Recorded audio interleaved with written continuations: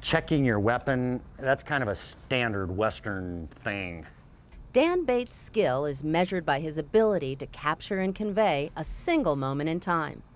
The manpower that goes into these things to get them into bronze is just unbelievable. As Bates puts the finishing touches on his clay sculptures of Doc Holliday and Wyatt Earp, he relates the details of a visit the famous folk heroes made to Tucson on March 20th, 1882. I'm totally of the belief that Wyatt started off looking for Frank Stillwell and Clanton with the Winchester. That's how I sort of see it.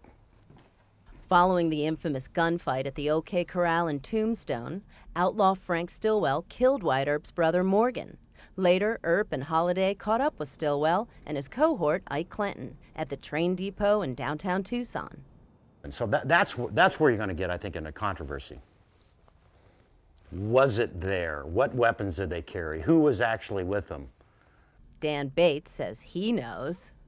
So after Morgan was shot in Tombstone, they put the body on a train, and they stopped here in Tucson. The entire entourage got off and had dinner over here at an old Porter Hotel. Over dinner, Earp and Holliday learned Stillwell was back at the train depot. And so Wyatt and Doc both looked vigilantly after dinner for Frank Stillwell and Ike Clanton. And into his sculptures, Dan Bates carves out the feeling of that exact moment. Well, I wanted Wyatt to be on the lookout. And I wanted Doc Holliday to be in very cold preparation to a very possible upcoming gunfight. And he is very simply checking his weapons to make sure they're properly loaded. A lot of it is nervous tension. And darn if they didn't spot him down here at the end of the train. And I believe Wyatt said to himself, by God, that's Frank Stillwell, I'm going to get him now. Wyatt saw Stillwell around the back of the train, and he went back chasing him, saw him run all the way to the front of the train. Ike Clanton had run away, and it is a belief that Wyatt Earp had taken Frank Stillwell down at a distance as really revenge shooting for his brother Morgan.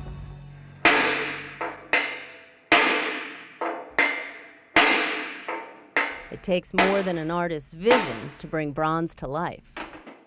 One local foundry casts the bronze, another assembles the statues one piece at a time.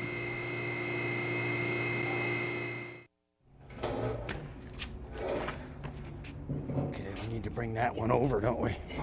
Now, it's kind of like having a new baby when you get the bronze when it arrives. It's really something. That's all it took. Like many deliveries, this one had a few tense moments. The day you get it planted on site is the big day, and it's a big load off. There's no doubt about it. Come on, Doc. Okay, baby. All right. Okay, doctor. The doctor will see you now. Look at that. All right, dudes.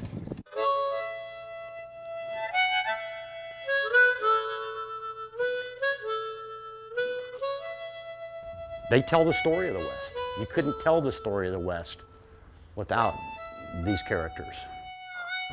It's a very, very important part of the Old West history, being right here in Tucson, and we're just real happy to have contributed to it and being a part of it, so that this story can be told for generations to come.